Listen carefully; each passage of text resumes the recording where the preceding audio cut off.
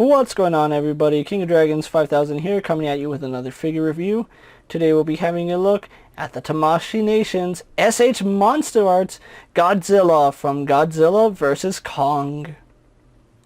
And so here we have the SH Monsterarts Godzilla posed and out of the packaging. Before we take a look at the figure, let's actually run through Godzilla's accessories. Godzilla is supposed to come with 2 pairs of hands. We are supposed to get a pair of clawing hands.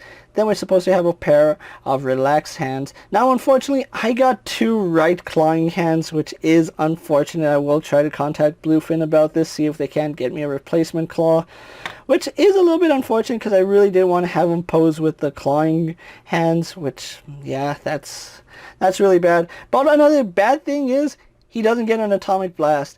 We don't get any accessories for Godzilla here, which is a huge misstep in my honest opinion.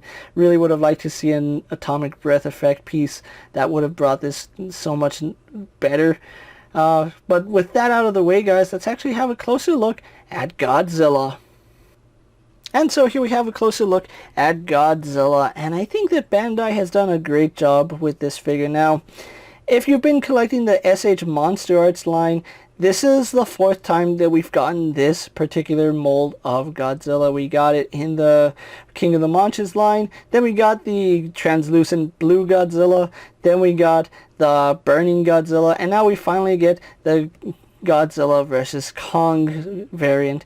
And honestly, I did pass on all the other ones, but I did want to have this version of Godzilla, although he does come with some problems that we will get into in a little bit. But overall, I do like the sculpt on this figure. It is exceptional. Now, looking at him, he is very comparable to a NECA Godzilla. We've had a look at several NECA Godzillas in the past, and like I said, he is very comparable to that. He does have better articulation and better detailing in my honest opinion, and you would expect that for the quality that we're getting with this figure. And like I said, the detailing on him is superb. He does have this really nice charcoal coloration going down the length of his scales, and we do have a lighter brown right here on his underbelly, which does look really nice. And of course that goes all the way down to his chin, which, although I think it should be going up on his chin a little bit more, it still looks really nice how it transitions going all the way down. Now, one thing I do love about this figure are the dorsal spines. It took Bandai 3 tries, but I think they nailed the dorsal spines to have it glowing, or to have somewhat of a glowing effect to them, because I think the metallic blue looks awesome. This metallic blue does a lot, and the way it captures the light really does make it look like Godzilla's powering up his atomic blast. Rather than just having a translucent blue, I think the metallic blue was the right way to go. Just the way all that light reflects and catches. Ooh, it looks so much better in person, and I wish you guys could see just how nice it looks. I mean, it looks nice on camera, but in person it looks so much better. And one thing I do like is that the base of his back is just covered in that metallic blue, and you can see it just captures light so nicely. I kind of wish that they had continued that trend going down his tail here, but they did continue the blue all the way down to the base of his tail. So I really can't fault them too much on this. It still looks very, very good, and the dorsal plates have all this nice little detailing sculpted in them. Again, this is just a reissue of the King of the Monsters Godzilla, just with a new paint deco. The King of the Monsters Godzilla had a gray dorsal spine coloration. This one has this really nice metallic blue. And I think that this Godzilla is actually darker than that previous version. I do like that we still have his gills right here, which you can see them really nicely.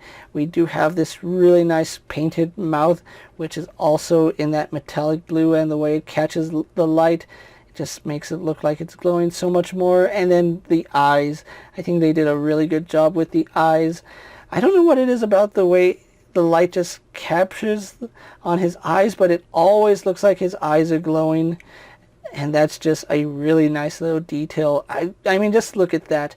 His eyes look like they're glowing right now, but it's just reflecting light, and that's what's so cool about that. I haven't seen a pose where his eyes are completely darkened out, which I do like that. we still always get like just a little semblance of light in there. So as you can see, I do have him with one of his clawing hands and one of his relaxed hands. I really do like the clawing hands, but like I said, unfortunately, mine came with 2 right hands, and that's really, really unfortunate.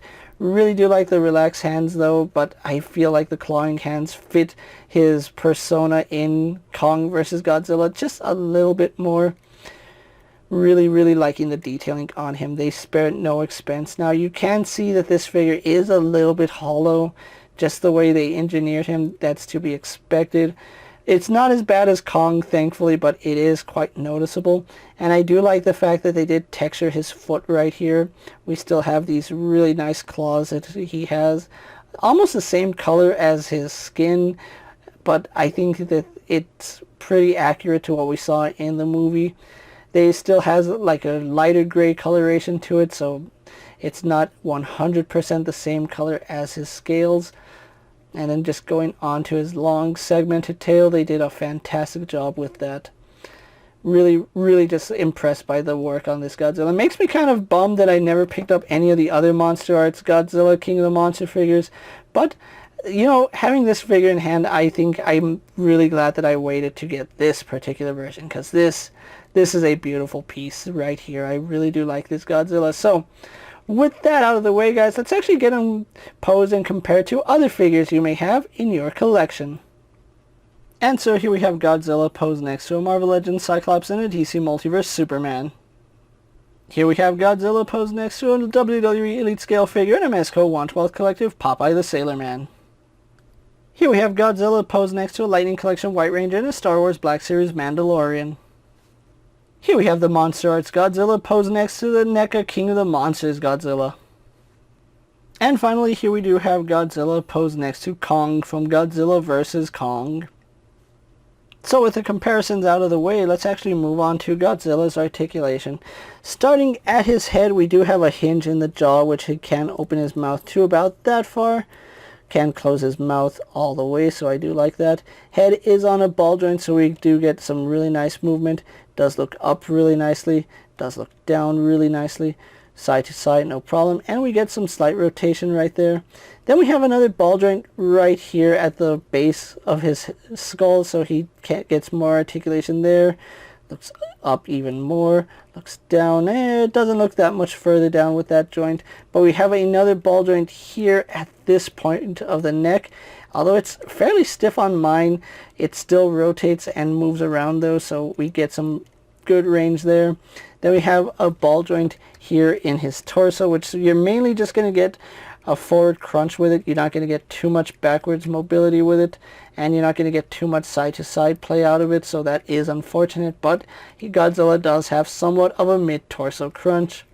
We do have arms on ball joints. Now, one problem I do have with Godzilla, and it's just the way they engineered this figure, is that his arms are asymmetrical. We have his right arm that's bulging out further than his left arm. I've already taken them apart to see if maybe there was something mechanically wrong with it, but no, his right arm is actually sculpted bigger than his left arm, which I don't know why. Maybe, I don't know, I really can't say why his right arm is sculpted that way, but yeah, it is a double ball joint here, so it does go up to about right there. It does go back out to the side only to about there. We do have rotation, of course, and because it is on a double ball joint, we have somewhat of a pivot in that shoulder. We have a hinge in the, well, a double hinge here at the elbow. As you can see, I think I have the joint turned around the wrong way. No, it's, there we go.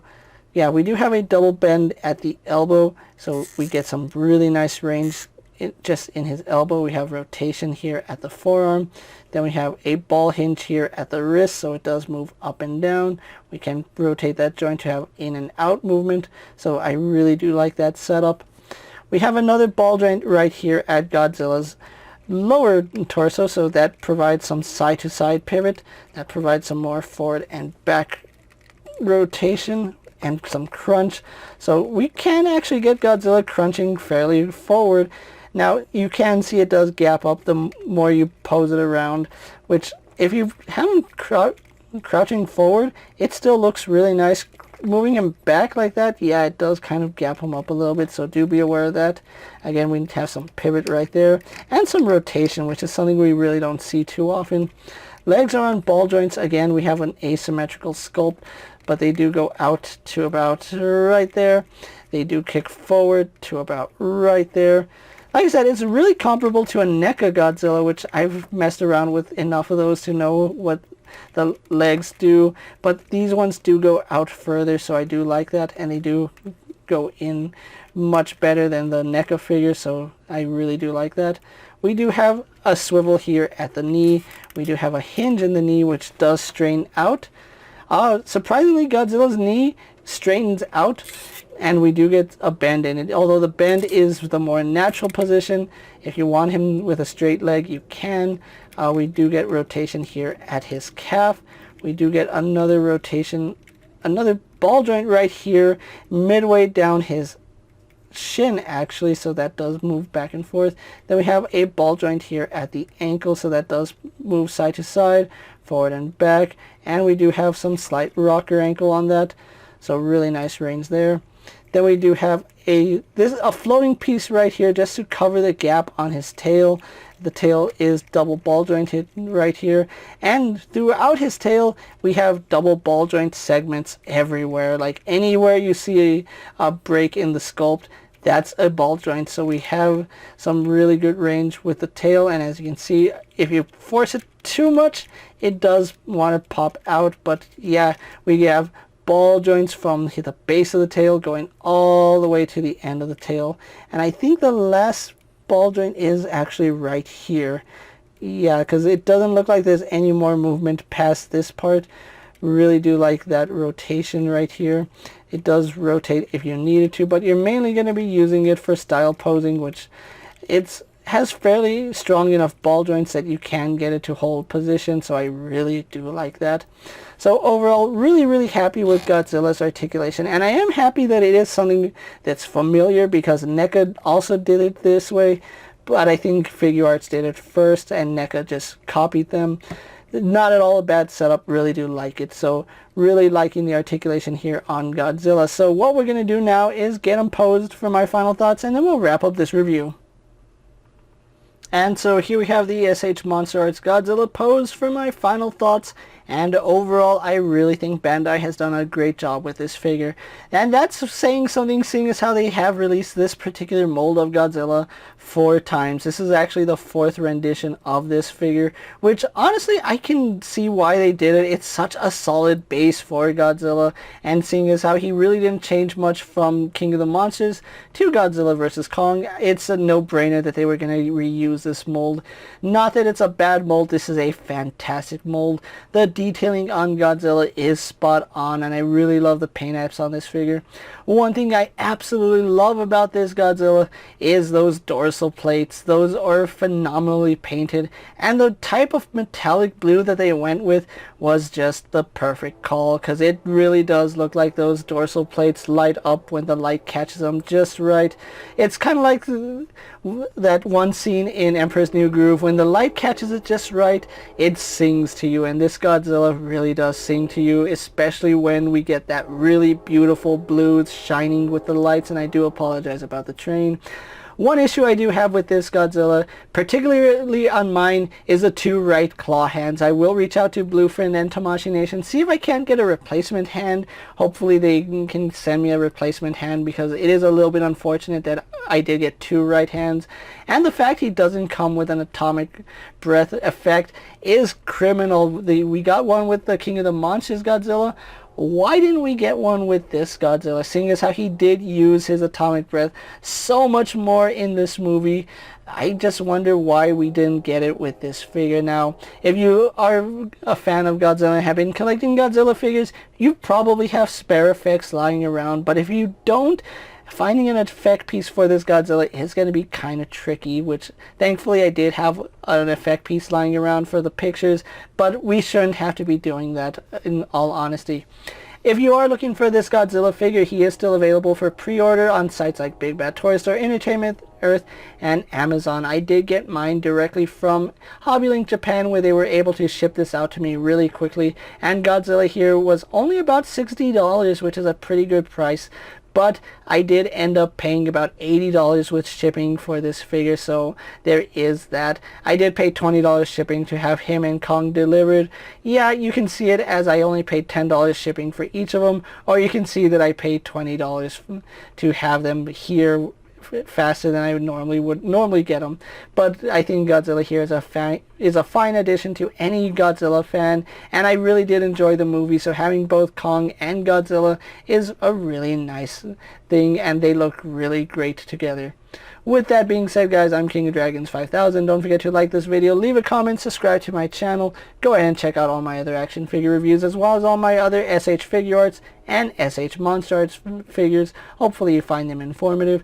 As always, if there's a figure you would like to see me review, let me know down in the comments, and if it fits in my collection, I'll definitely have a look at it.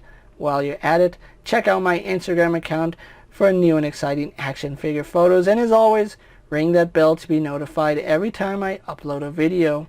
Until next time, guys, I'll see you later. Take care, everyone.